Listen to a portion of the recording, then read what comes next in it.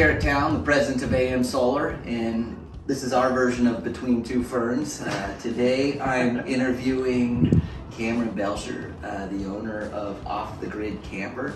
He's a dealer of ours. He's been working with us for a long time. We have a great business relationship. He buys a lot of equipment from us. He does amazing installations, makes his customers very happy. And beyond that, we learn a lot from him, and he's a fun guy to hang out with. So I'm going to be asking him some questions about his experiences, and it's going to be interesting. So what got you interested in mobile solar? How did you start? Totally by accident, actually. I was an auto technician for years. I did electrical diagnostics on modern cars, and was working in a shop, and people just literally started coming in. They had vans and campers and whatnot, and couldn't find anybody willing to put in power systems for them. It's kind of this bizarre situation where it all started with one lady telling me all the reasons that lithium batteries were the most amazing thing ever, and asking if I'd put a system in her van. And I was professionally qualified to take a stab at it at the time. Yeah. And so I put in a few weeks of research and put a system together for this lady, and when we got done and fired it up, I was like, this is too cool. Is there really nobody offering this? And I went and started my own business doing it right then and there. How did you get connected with us at AM Solar? It took about a year before I found you guys. I took my installation business on the road and was traveling around, and we were making it a point as we traveled the country to walk into companies that I thought had cool business models and shake hands. And I mean, when I finally found your guys' website, it's like, you guys have been doing solar installs in RVs from the 80s. Like, this is just unheard of. Yeah. In a basically 5-6 years ago undefined industry. And so when I finally got the chance after about a year to walk in here and shake hands and like see the work you guys are doing, I was like, all right, this is the company I need to make a connection with. And that's like 5 years ago now, and it's been great. So. Can you estimate how many projects you've done for different customers?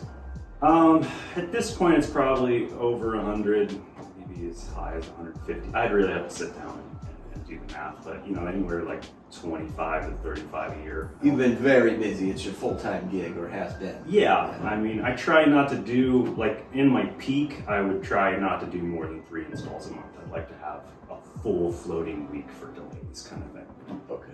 So, like, that's the most I'd ever do is about 3 a month. What was your most challenging project? What can you tell us about that?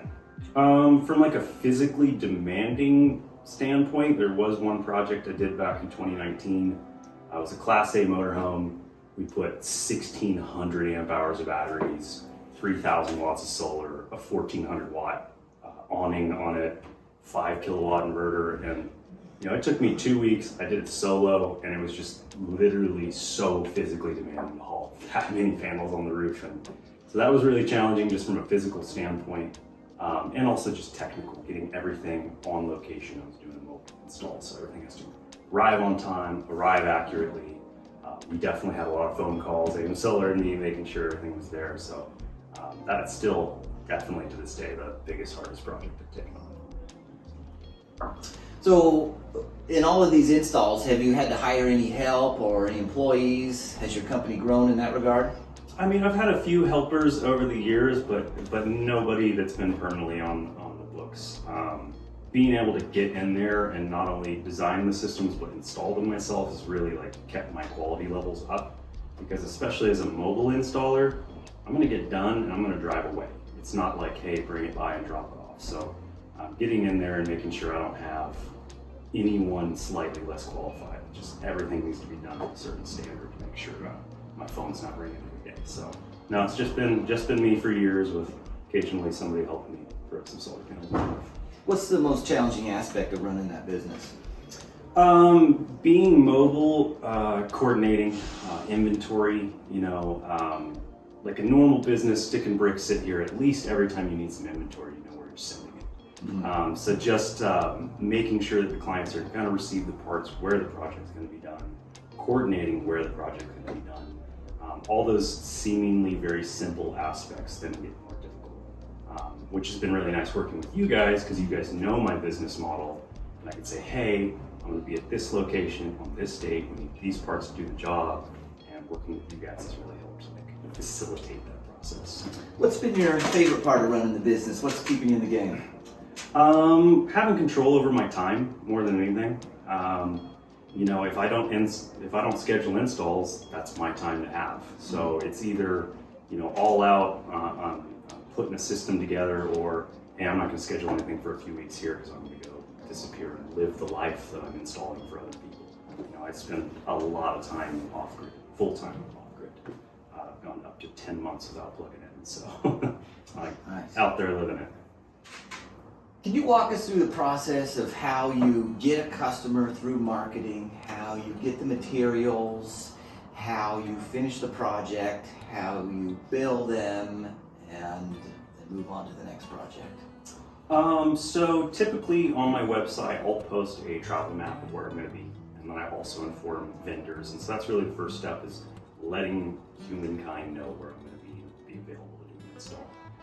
At that point, if someone contacts me, usually via email, the first part is to just get in contact with them, have a conversation, figure out what they really need. Because a lot of people come in with a lot of assumptions or just have no knowledge. So the first thing is educating. We have to educate the customer on what these systems can do, so that we can get them just enough knowledge so that they can tell me what they actually need. By the time we figure out what they need, at that point we just coordinate a location. A lot of times I do RV park, I do a lot of doorstep service, it could be in someone's driveway. So figure out from a design perspective what they need to accomplish their goals, price it out and make sure it's going to be within their budget. At that point, agree on a project location, and that's when I finally am contacting you guys and saying, these are all the parts we install, I need them sent here. At that point, I actually have my work truck is completely outfitted to do off-grid installations. It's got its own solar lithium system, inverters, I can run power tools out of it. So by the time the parts have showed up at the driveway, I'm good to just pull up and start doing the install. When the install's finally done and we've completed, I do full photo catalogs. I make an entire file for customers in case I have to follow up in the future and I remember where I put a component. So after we've done full photo catalog, walk the customer through operating everything, I make the client do a full on-off test. Every single solitary switch accessory plug must be turned on and off one time with the client. It's critical, I love that. Critical. You don't want to drive away and like a week later the light switch doesn't work. Yeah. So we go through every single thing, turn it on and off. And then I have a credit card reader. Just right in the truck, run a credit card, instant invoice, instant itemized, let them know, talk to their accountant and see if they can write it off. And be on my way and just make a customer file for them. So that's usually mine. I tell people asking an electrical engineer for tax advice is like asking a CPA for electrical advice. Exactly. Don't do that. So I tell them there could be options for them, pursue everything. We're always trying to, it's expensive stuff. We're always trying to make it valuable. Okay. How does AM Solar help you in the process, from acquiring the equipment to helping you with the installation to supporting your customers down the road?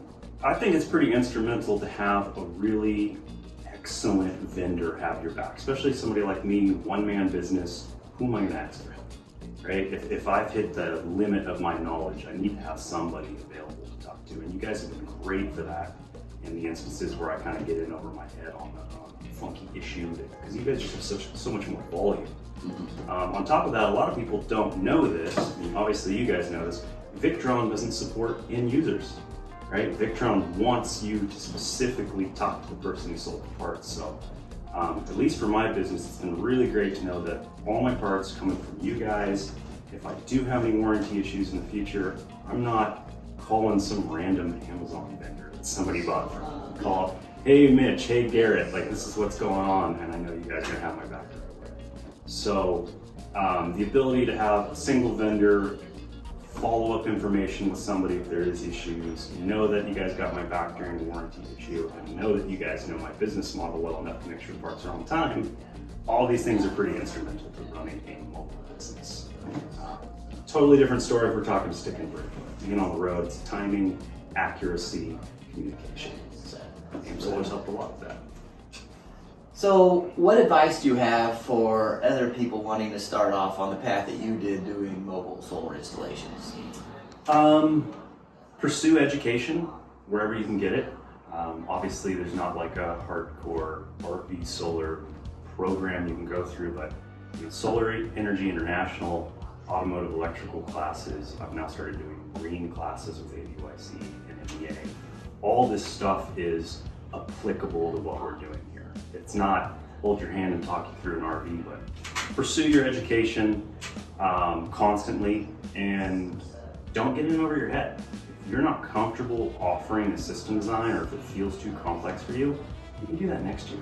Yeah, if it's your first rig, don't do a 48 volt Class A. That's a bad idea. So, whether it's a DIYer or somebody looking to move into professional space, when I first started 6 years ago now, when I first started putting systems in, I was doing brick inverters and basic battery systems. I wasn't doing AC pass-through and high voltage systems. Like, I was offering what I could do professionally and what I knew I could send drive away and not get called. Yeah. So start small, keep educating, give yourself time to get more complex. A little different for DIYers looking for systems. For DIYers, it's the same thing I already tell them. I tell them to just call you guys. Full top to bottom diagram, phone consults, every single wire and connector is correct. That's just worth its weight in gold. Sound advice. Yeah. Well, I've really enjoyed working with you. I'm looking forward to seeing both of our businesses grow, and let's go get some lunch.